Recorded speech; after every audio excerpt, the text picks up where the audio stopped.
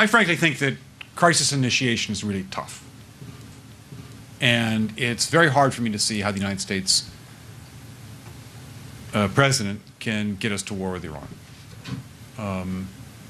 Which leads me to conclude that if, in fact, compromise is not coming, that the traditional way of America gets to war is what would be best for U.S. interests. Some people might think that Mr. Roosevelt wanted to get us into World War II, as David mentioned. You may recall we had to wait for Pearl Harbor. Some people might think Mr. Wilson wanted to get us into World War I.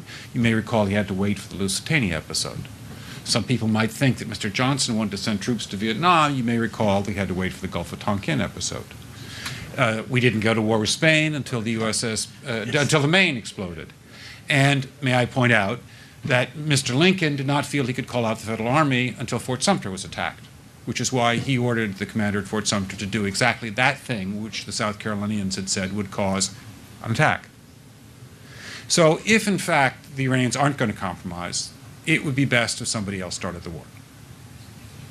One can combine other means of pressure with sanctions.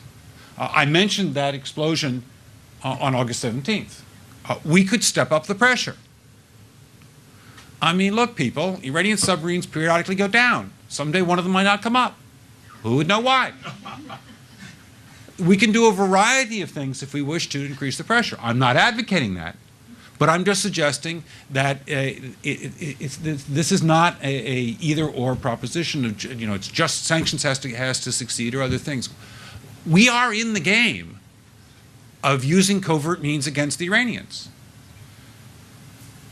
We could get nastier at that.